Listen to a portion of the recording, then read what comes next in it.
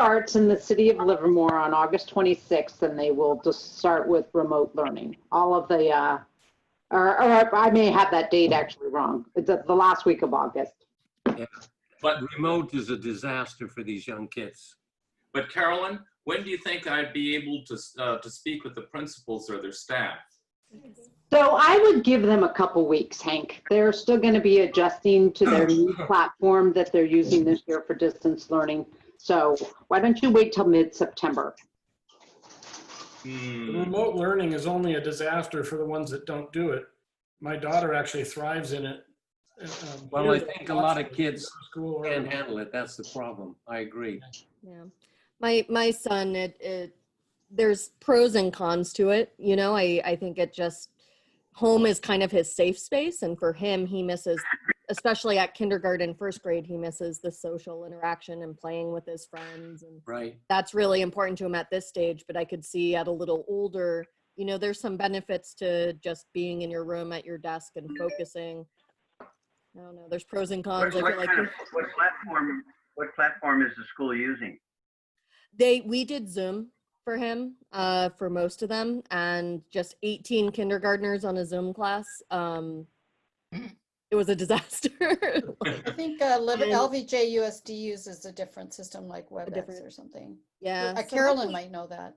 Yeah, the Livermore School District used WebEx this past year, and they're using a integrated platform called Schoolology this coming year. Yeah.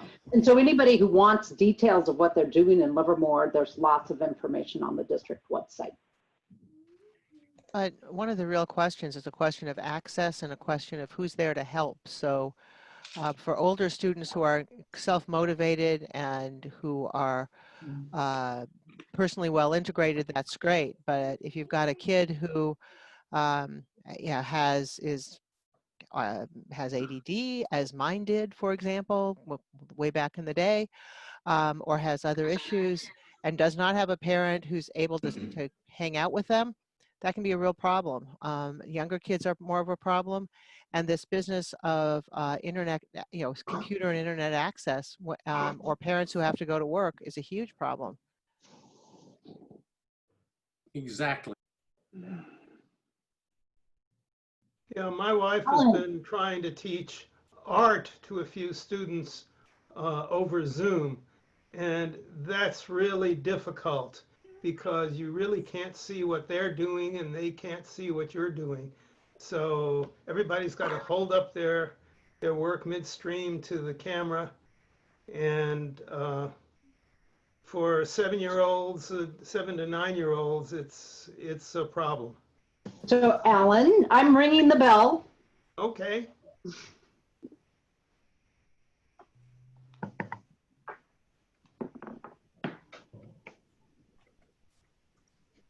So we'll wait just a moment to.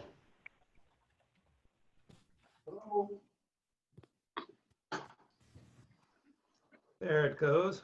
All right, so welcome everybody to another Rotary Club of Livermore meeting, and I'm glad that you're all here on Zoom and have taken the effort to join us via Zoom today. So, Beth, would you be willing to lead us in the Pledge of Allegiance today? And I ask everybody else to mute themselves, but say the pledge along with Beth. I would be proud to do that. I pledge allegiance to the flag of the United States of America and to the republic for which it stands, one nation under God, indivisible, with liberty and justice for all. Very much, Beth. Okay, and our songsters, Michael and Stu, we have a virtual performance, and I just have to give a shout out just for just the technology that they use to put things together. So let's hear about peace, love, and understanding. Searching for light in the darkness of insanity. I ask myself, is all hope lost? Is there only pain and hatred and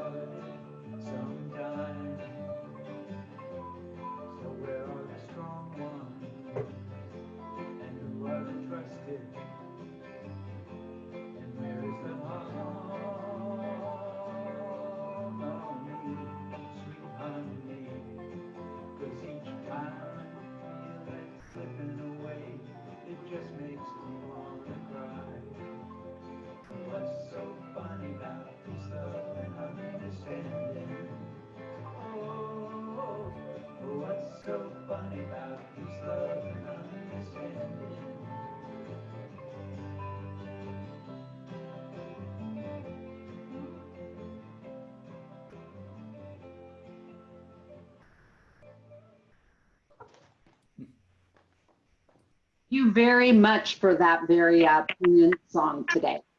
And today, for a thought for the day, we're going to hear from Loretta.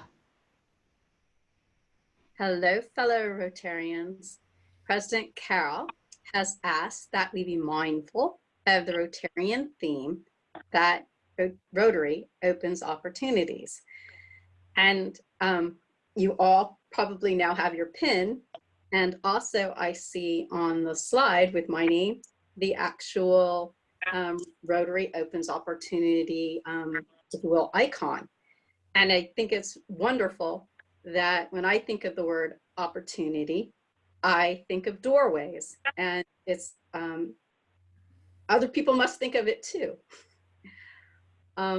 So because I think of doorways when I think of opportunity, my favorite thought-provoking quote mentioning doors is from Flora Whitmore, and it is my thought for the day. We make choices to take chances or really opportunities. And when we do, our lives and those around us change. May those opportunities be all for the good and the better. That's it. Thank you very much, Loretta. And short and to the point, so thank you. And our meeting front line, our virtual team, as our host today is Glenn Kubiak, our SPUR reporter, Joel Swanson, Alan Frank on AV. Our SPUR publisher this week will be Dawn Wentz. Our greeter was Christina Marion. Thank you. And she's a red badge member, well on her way to being a blue badge member. And then our Zoom chat monitor is our club secretary, David Rounds. And so do we have any visiting Rotarians with us today?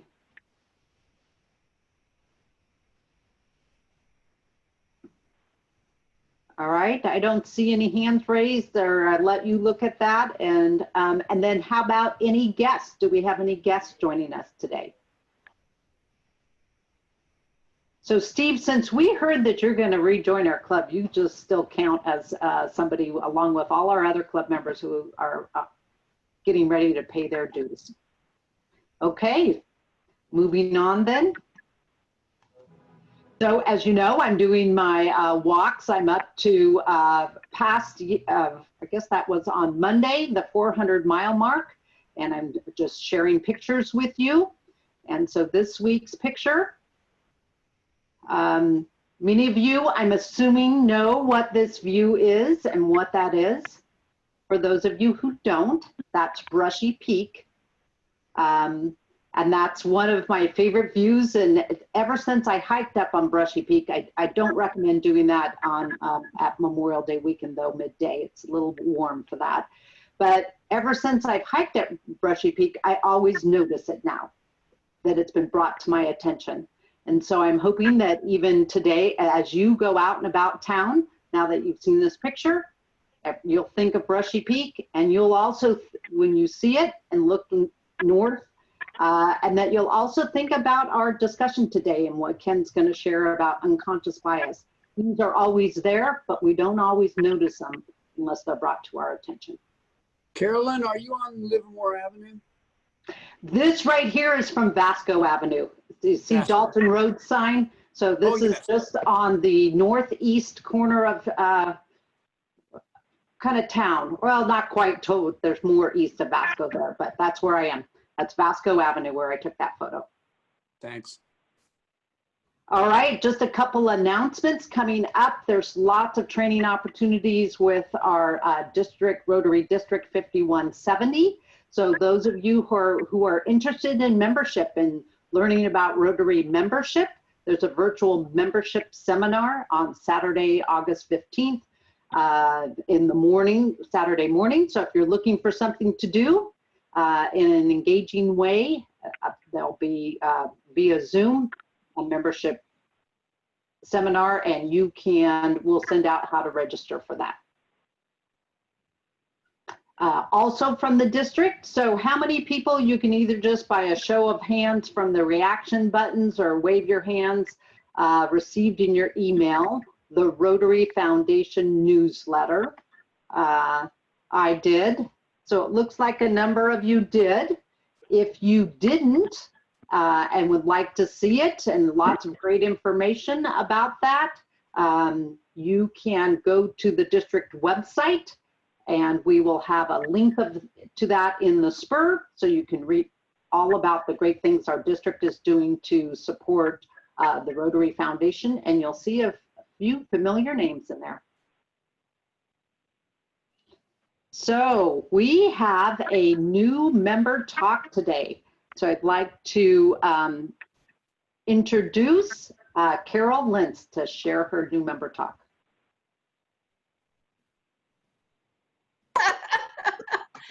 Okay, can you hear me now? Okay, good. All right. So let's see, I was born in Seattle, Washington, quite a few years ago, and I moved to Springfield, Oregon in the 8th grade. And Springfield, Oregon is famous for the home of Matt Groener, who created The Simpsons. So when they talk about going to Springfield Falls, they're talking about my town in Springfield. Then I attended the University of Oregon for a couple of years. And then I was hired by United Airlines as a stewardess back then. And I flew for just a little over, I met my husband my second week of flying on a football charter with the Philadelphia Eagles. And I married a year and a half later. And then I was forced to take a ground job with United, because in those days I signed a contract that said I would quit when I turned 32 or if I got married. So I worked on the ground in Philadelphia for 1 year. I worked on the ground in San Francisco for 1 year with United. And then I went back to flying in 1970, and I flew until I retired in 2016. I flew altogether, or was with the company for 50 years. I have 3 girls. 2 of them were born. I commuted for 8 years from Truckee to work at San Francisco, SFO, which was tricky. And then I flew in, started flying international in 1989, which was a lot of fun. Met a lot of really neat people, traveled around the world. It was a great job. I really loved it. But I have now been retired. It'll be 4 years next month. And I needed a way to meet more people locally. I've lived in Livermore for 24 years. I lived in Pleasanton for about 10 years before that. And I really love Livermore. But I didn't meet very many people because I was always driving to the airport and back.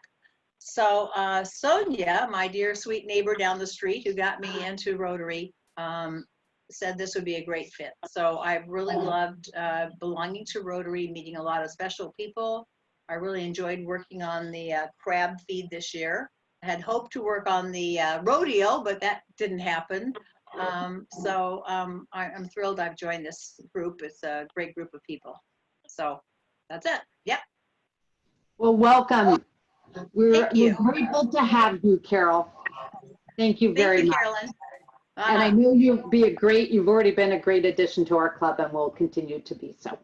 Yeah, thank you.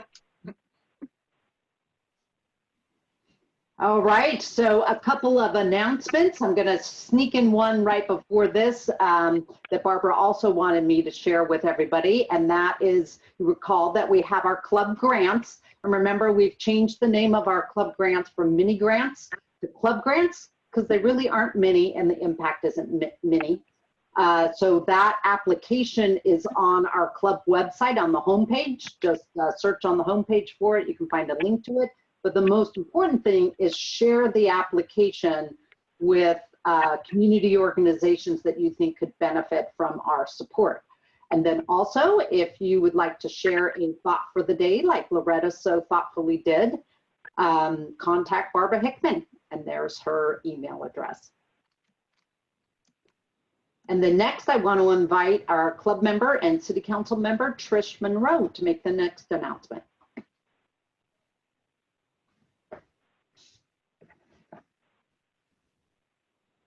And now I'm on, I've taken myself off mute, so you can hear me now, I'm hoping, yes? Okay, good.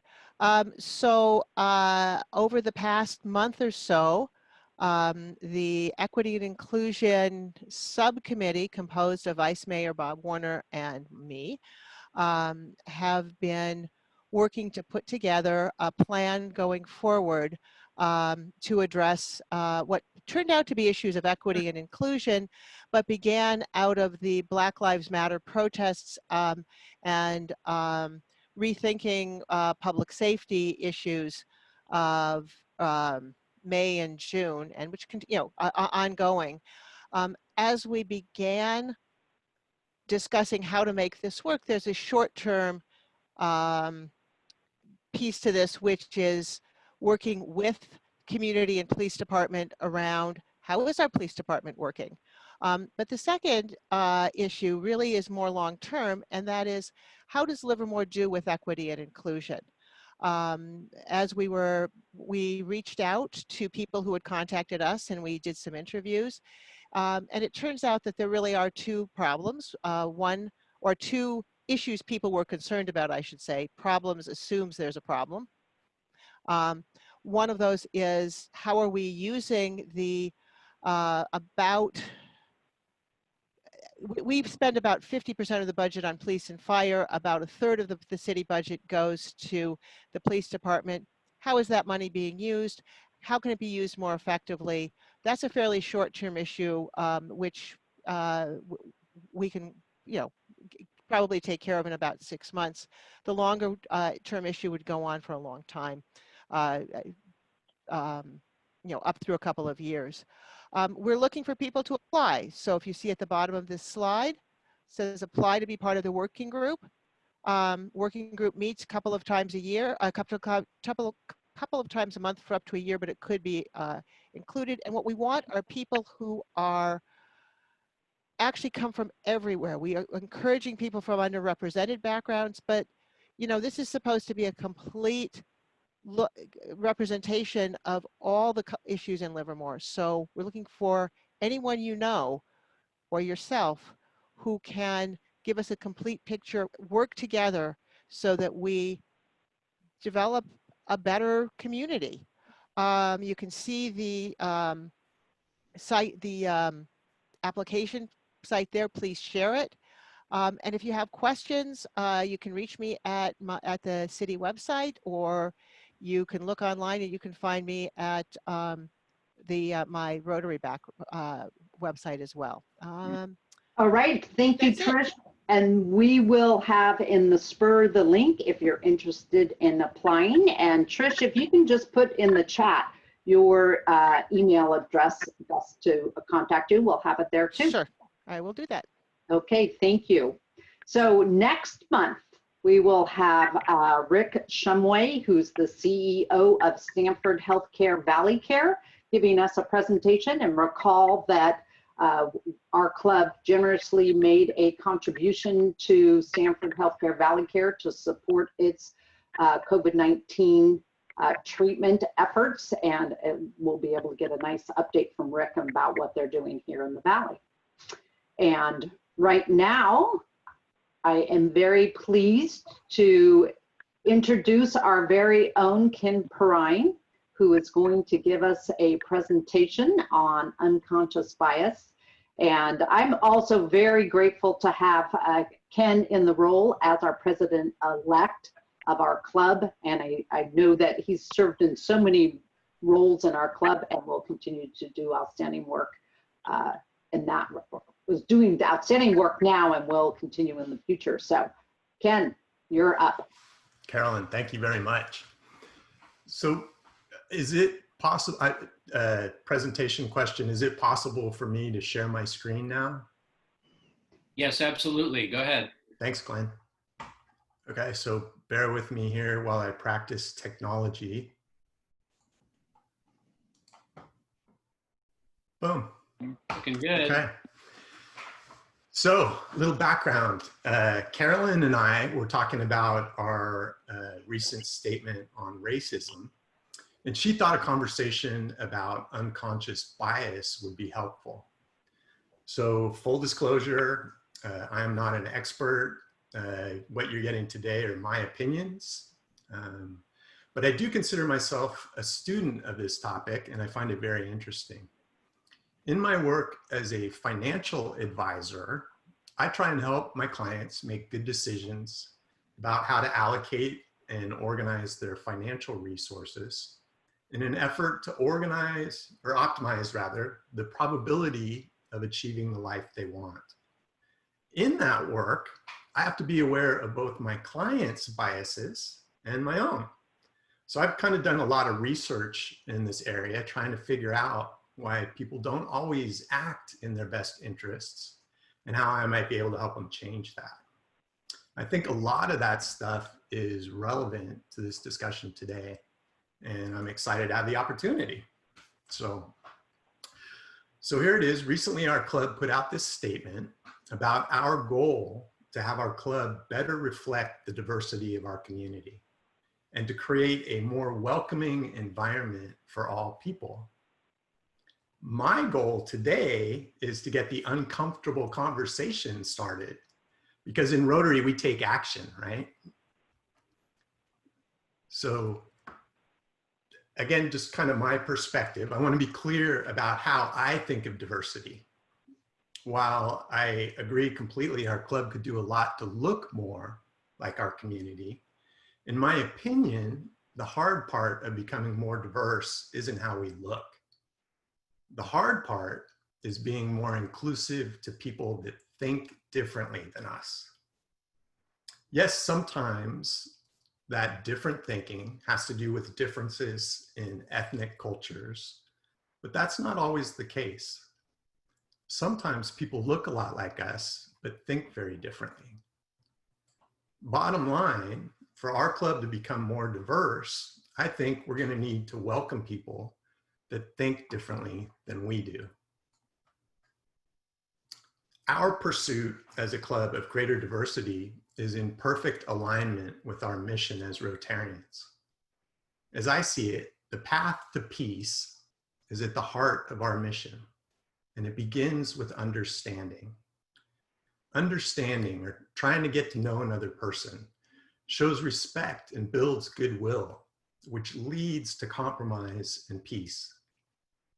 In a world that for many of us has never been more divided, our mission of peace has never been more important. But this is not going to be easy. So kind of starting at the beginning, what exactly is understanding? And this from Merriam-Webster. Understanding is both a noun and an adjective. To get the noun, comprehension, harmonious relationships, adjustment of differences, we have to do the adjective. We have to be tolerant. We have to be more sympathetic. To do this is where I believe we run into our first challenge. You know how I mentioned starting uncomfortable conversations? We're at that part of the presentation. So I don't want to offend anybody, but unfortunately, science tells us that sometimes what we think isn't actually true. That can be a major impediment to understanding, because when we believe we're right, as human beings, we're not naturally wired to question ourselves. This can be a real challenge to building goodwill with people who see the world differently than us. Here's an example of how sometimes what we see with our own eyes isn't right. What I've got here is the Muller-Lyer illusion, an illusion that tries to trick our brains into believing that the bottom line is longer than the top line. If you take a second look, or look a little harder, or put your fingers up there on the screen to kind of measure, you can see that's not really the case. Both of these horizontal lines are exactly the same length. So what's going on here? Neuroscience tells us that sometimes what we believe to be the truth really isn't. Our brains as organisms are thousands of years old. And frankly, they're not keeping up with how rapidly our realities and the world around us are changing. The older parts of our brain, the stuff that's kind of deep inside the reticular activating formation, the hippocampus, the amygdala, the hypothalamus, these older parts of our brain are the parts that are responsible for our basic routine functions. And they're still in charge. They're the parts of our brain that are in charge of us.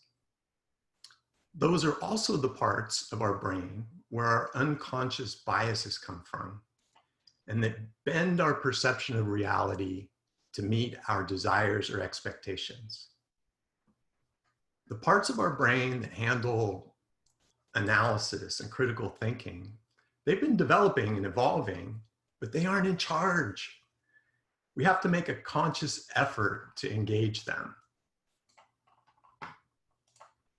In his book, Thinking Fast and Slow, the Nobel Prize winning economist, Daniel Kahneman, I think does a good job explaining what's going on here. He describes, excuse me, this as two different competing systems in our brains. This is system one, the fast thinking part of our brains. It's always on. It's our default mode of operating. It's very intuitive, but it doesn't incorporate a lot of additional thought or analysis. This is trust your gut kind of thinking and works well in lots of situations. Where it's not helpful is in those cases where our intuitions or biases may not align with reality. Like I said, oftentimes system one thinking is a good thing. Think fight or flight. If our ancestors hadn't used their system one thinking and picked up a spear and instead stopped to calculate mass and velocity, they would have been lunch, right? So no doubt about it, sometimes system one intuitive thinking is critical. The downside of system one thinking is that we often jump to conclusions. I'll give you a minute here just to read the slide real quickly. But basically, our brains don't like stories that aren't complete. So if what we see doesn't make sense, our system one thinking makes it make sense. As humans, we're very uncomfortable with uncertainty. Ambiguity is going to be resolved one way or another. And sometimes it's resolved in a way that does not match reality. Basically, system one thinking is where our biases come from and why we often have answers to questions we don't completely understand.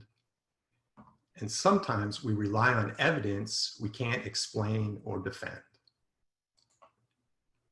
On the other hand, we have system two, the slow thinking. This is the part of our brains that is great at solving problems and analyzing data. It's critical for helping us make better decisions. Unfortunately, it's lazy and it doesn't want to work. We have to make a conscious effort to get that part of our brains going.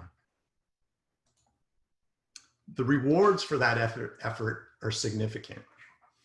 In his book, Factfulness, Hans Rosling, a Swedish physician and academic, does what I think is a fantastic job of illustrating some of the tremendous benefits of system two thinking.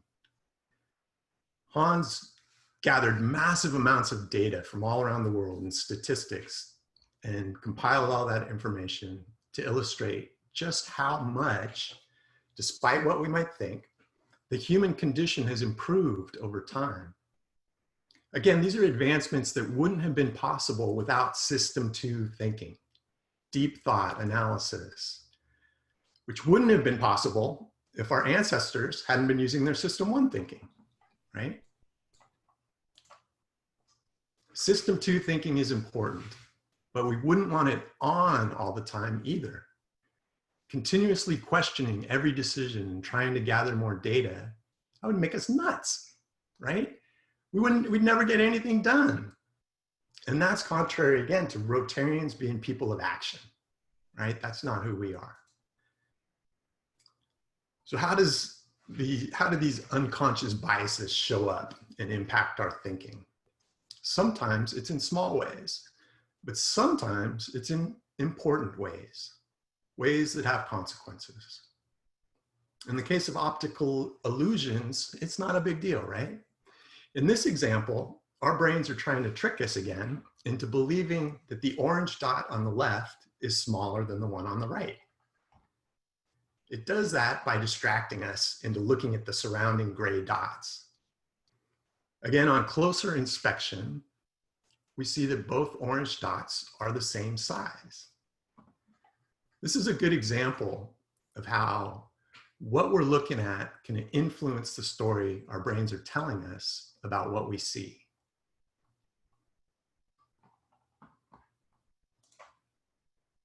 Illusions are one thing, but sometimes what we focus on has important consequences.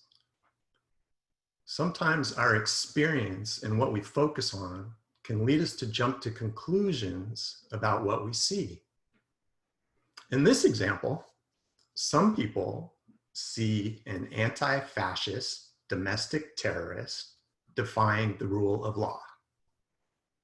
Some people see police using excessive force. How is it that people can see the exact same thing and come to very different conclusions? There was a study done by NYU and Yale and published in the Journal of Experimental Psychology that it attempted to answer that exact question. And the study came to an interesting finding on how what we focus on impacts the conclusions we come to. In that photo, do you focus on the protester and identify with that group? If not, the study found we're more likely to judge the protester harshly. Do you focus on the police and identify with that group?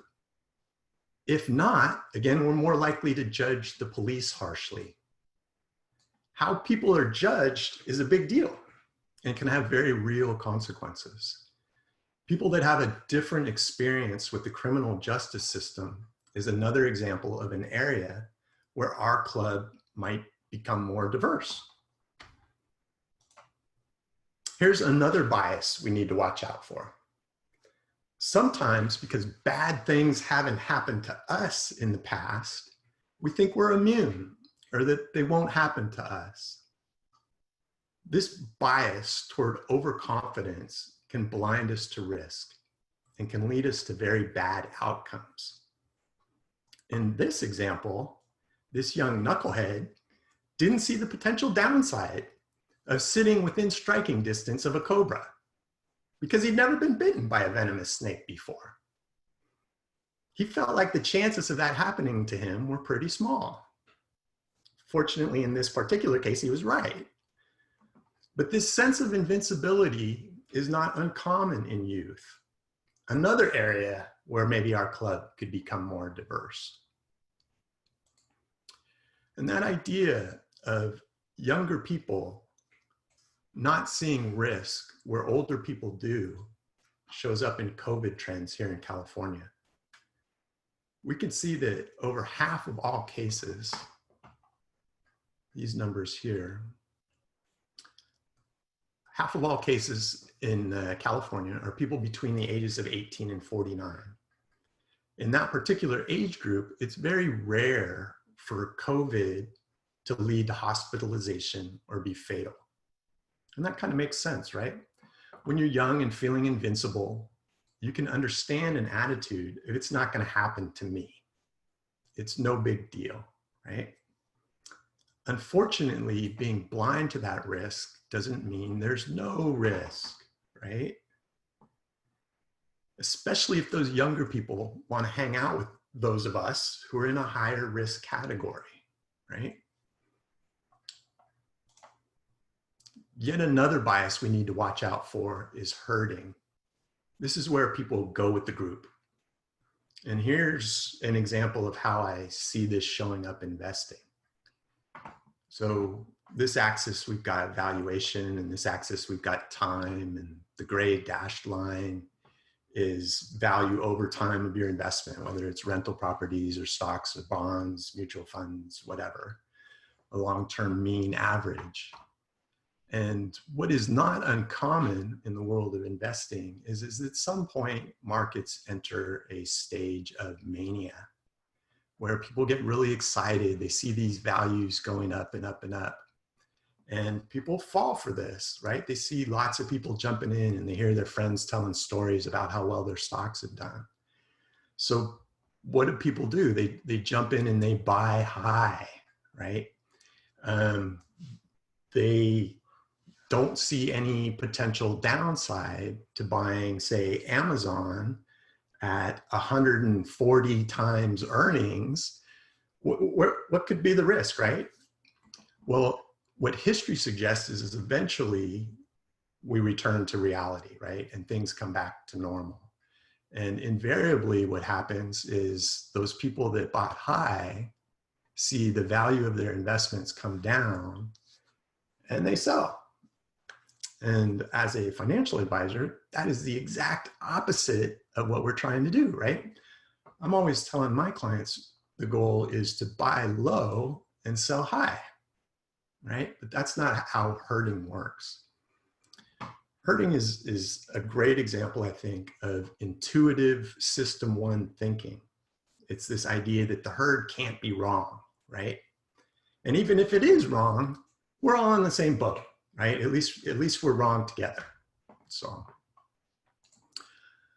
politics is another great example of herding and system one thinking. Political scientists and psychologists have long documented how political partisans perceive the facts of current events differently depending on their political beliefs. And come on, actually trying to figure out our own position on economic policy, foreign policy, healthcare, military spending, energy, et cetera, that would take a tremendous amount of effort on our part, right? To become experts in all of those different areas that our government's involved in. To do that, and then take the time to figure out which candidates' views most closely align with our own and our own priorities, forget about it, right? That would take serious system two thinking. It would take a lot of time, and most people aren't going to do it. It's just too much work, right?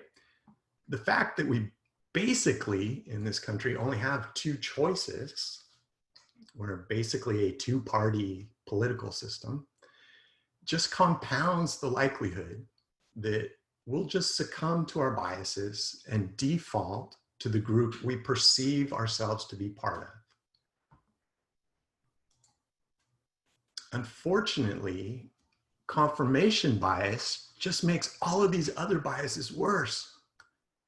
It seems like no matter what you believe to be true, you can find someone out there to tell you you're right. We're drawn like magnets to that confirmation, right? That's very affirming. This is system one thinking, telling us we don't have to work hard. We already know that. We don't need new information. It's happening all the time and reinforces our other biases.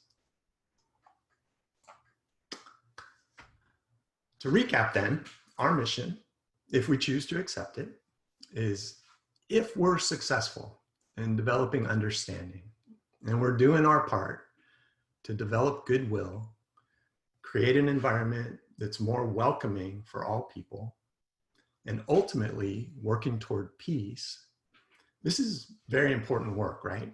But it's not going to come easy. If we're going to be successful, we're going to need to make an effort. And the odds are not stacked in our favor, right? Science tells us that sometimes our brains are making up a story about reality. Our challenge is, what are we going to do about that? Should we be curious about it and even seek out answers to how sometimes, just sometimes, we might be wrong? It's not about doubting everything we believe to be true. It's about looking for our blind spots with the goal of becoming better, more empathetic thinkers, more understanding. In conclusion, I'd like to leave you with a couple of quotes. The first from Max Planck, won the Nobel Prize for Physics for his work on quantum theory. Essentially, Max Planck demonstrated that when you look at an object, literally at the molecular level, the characteristics of the object actually change. So he meant it literally, but I think it's a great analogy to system 2 thinking. We each get to make a choice about how we view the world around us. We can default to our biased system 1 thinking, or we can engage our system 2 thinking and seek better understanding and possibly change the world for the better. And finally, from Will Rogers, one way or another, history suggests this will work itself out, right? We can do this thoughtfully, peacefully, or we can default to conflict. In our history, humanity has experienced setbacks, but in the long run, over the long term, we've made incredible improvements in the human condition.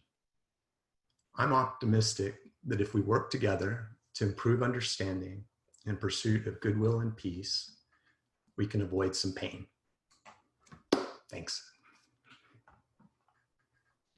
Thank you very much, Ken, for that very thoughtful presentation.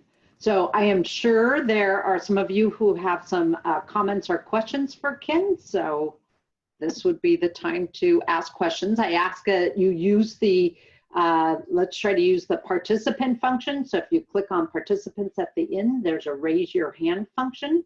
So we'll see if there's anybody who has their hand raised to ask a question.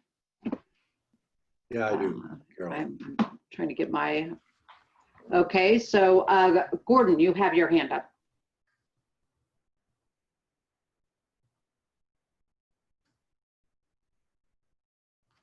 No, sorry, that was a mistake for earlier, sir. I'm on an iPad this time. I do apologize. All right, David, is that a current hand raise? Yeah, Sherry had a question, and I thought I'd just go ahead and ask it Yep. about whether there are exercises that people can do to improve their system 2 thinking. Wow, that's a great question. Other than read the book. I think awareness is always the first step, right? It's just being aware and trying to recognize the situations that you're in. You know, again, we don't want to waste time and question everything. That's pointless. But just pausing for a moment to recognize that, hey, maybe sometimes we are in an important situation, and that being a little more thoughtful or being open to considering the possibility that we may not have all the facts, we may not have all the perspective, can be very helpful and would be a good place to start, I think. And David, are there other questions in the chat that you want to share right now? I'm not looking at that, so. You're still on mute, David. Others. Is this my question? Sure, Jim, we'll go ahead while David's looking at that. So Jim. Jim Schmidt has a question. Yeah, it's kind of more of a comment for your comment on, I guess. One of the things as I read papers and pay attention to events is the tremendous amount of intentional disinformation we see being disseminated. And it just throws the whole warnings. Your presentation, your premises are very good, but it presumes that if it's an important subject and you read something, that it's true. I don't know what we can do to correct it, but I worry about that. Jim, you raise a great point, right? And I think that my maybe confirmation bias slide kind of speaks to that, that it's really easy for us to find sources of information that confirm our existing belief system, right? The challenge for us is to do the deeper digging and to seek out alternative sources of information and to try and differentiate and distinguish. You know, fake news is batted around a lot these days. What is real and not real? And back to my other slide about people's truth. What may be real for you may absolutely not be real for somebody else.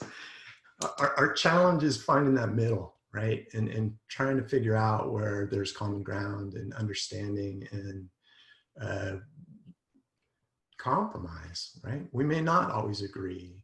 I don't expect that we always will, but just trying to be open to other perspectives.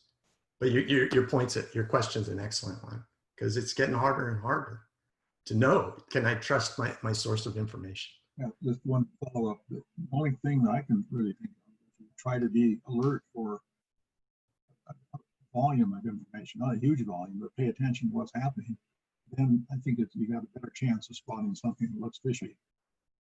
So that's what I kind of do, is evaluate things versus other sources that I've heard about the same subject. It's a good strategy. All right, I see that Alan Frank has his hand raised. Yes, Ken, a very simple question. In reality, does anyone ever have all of the information? I certainly don't. I mean, I think you can develop expertise in areas. You can spend a lot of time studying and gain expertise and knowledge in an area. But like my politics example, I mean, some things are very complex, right? The reality is our world has become increasingly complex, and the rate of change at which it's becoming more and more complex keeps going up. To me, that's just humbling, right? That's opportunity. That's opportunity to keep learning and understand, and that there's new information becoming available. Our challenge is do we accept that and be open to these things and pursue? But back to your question, no, I don't believe that anybody has all the answers. And not to offend. If you think you do, congratulations, you know. All right, and Pat McMiniman, did you have a question for Ken? Ken, that was a wonderful presentation. Presentation I'd like to go back and revisit. Is there a way our club membership can have access to your slides? Yeah, absolutely. Deeper dive into this? I'm sorry, say again? I was going to say, is there a way our club membership can have access to your slides to have a deeper dive into it? I think I need to take 3 or 4 rounds of this before I fully integrate it. It's really great stuff. Thanks.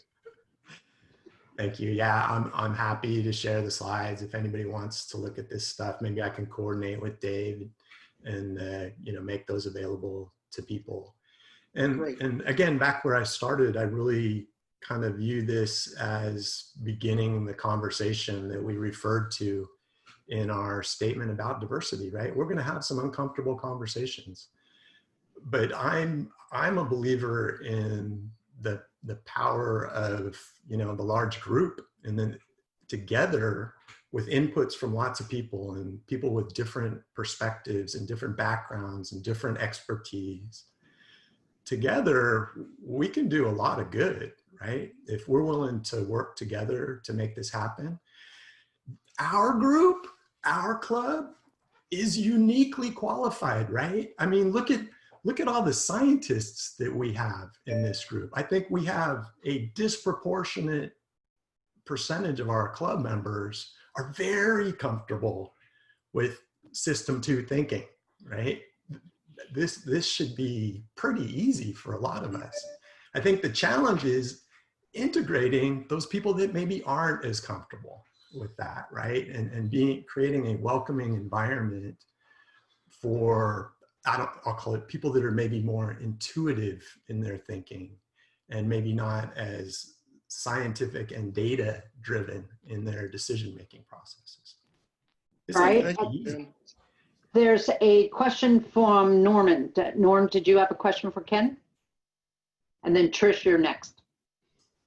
Yes, I do. I want to compliment him on doing a hell of a job not being a psychologist for what he's put together. But there's a whole field in social psych called cognitive dissonance.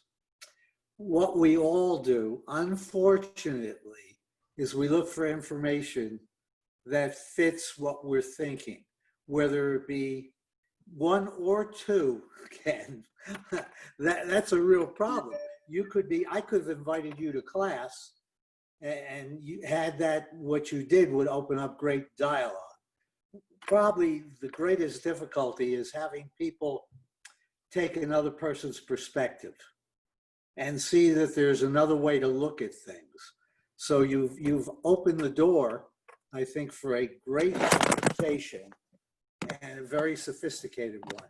And I thank you. Thank you. Thank you very much, Norm. And Trish, you had a question. So actually, I think Sherry Sheets was first. I don't really want to take her place. You want to Okay, go there first? Sherry, sorry. Thank you, Sherry. Your question?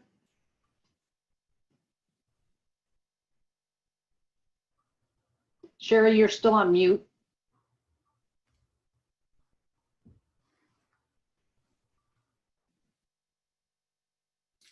Well, I can ask her a question since she wrote Okay. it down. She said she wanted to know if we could do a truth test at each meeting where we talk about a fact and have a quick discussion on the truth of it. It could help us practice and develop understanding or possibly destroy the club. No, she didn't say it. I added that last part. We can bring boxing gloves. Yeah. Who has alien DNA? Interesting thought. Okay, all right. And then Trish, your question, and then Jim Hannon is next. So I just thank you so much. What a great presentation. I wanted to just bring up the question of that we do actually know what some facts are, and starting with figuring, part of our job as human beings is also to think about, to use that critical thinking. That doesn't mean we have to be scientists. I know plenty of scientists who think that because they're trained, I'll speak to for my dad, sorry dad, who know because they're trained in one particular area, they know a lot about everything. No, you know a lot about, you should know what you know and what you don't know. But the example I give is that I can believe that I can fly, but if I climb up to the top of a 9-story building and decide I can fly because that's my truth, I'm going to have a hard fall. And so I think one of the questions that we all need to look at is, how do we identify facts? And I think that goes, I very much like Sherry's idea. I think it's a great idea to think about, well, what really is a fact? How do we get there? So. All right, thank you for your comment. Jim Hannon. I thought Dave and Sherry hit on the thing, and I talked to Jay Davis about this some time ago, and I wondered if the general prohibition about talking about religion and politics in Rotary should be set aside sometime for a meeting where he sat down and actually discussed what we thought about various current issues, but with understanding and following the 4 steps in Rotary. But it strikes me that over and over again, we just simply don't talk about some of these things. And so we don't find out what other people think. And what we really don't find out is what weights they put on the various aspects that they're looking at. You see multiple facts and multiple sources of information, and how you weight them and what you think your values are determines basically what you act. So anyway, my real point is maybe you ought to consider sometime in a rather controlled environment, given everybody's opinion, to carry out some of these discussions about some things that are really important. Okay, thank you, Jim, and thank you for that suggestion. Lynn Sepla. Let's say one argument I've heard is that if you have a great discussion, is you should say, okay, here's what I think you're saying, and the other person will say, here's what you think I am saying. And sometimes that can go a long ways to clearing out misunderstanding. Because if you just say, well, this is what I think and this is what you think, you never get anywhere.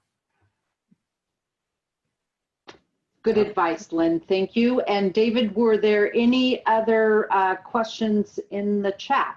I don't see any. Right. And do you see anybody? I've One got my last hand question. up. Glenn. Yeah, I saw you. Thank you so much, Ken. That was very thought-provoking. Thank you so much for opening up the topic. And Great book. Somebody asked, are there places to do exercises for System 2, so-called? The book itself, at the end of every chapter, has a bunch that are very thought-provoking. But I wanted to hopefully not steal some of Trish's thunder, but Trish had a link to a Harvard implicit bias test that she then didn't speak to. If you want to make yourself uncomfortable and learn something important as a result of that discomfort, I urge all of you to go click on that link and take the implicit bias test. Take it a few times to convince yourself it's not a fluke. We are all programmed to recognize other in a hostile way, but we can control it. And so, Trish, thank you for providing that reference. I hope people will go take a look at it and learn from it. Thanks very much for calling that out.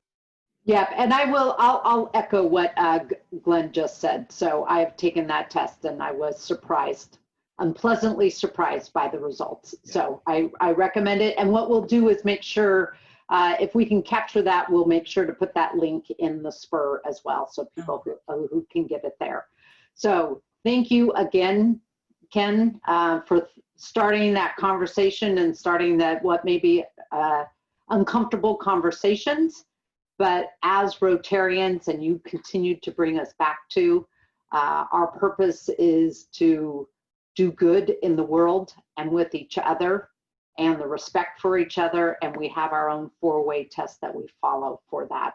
So as Jim Hannon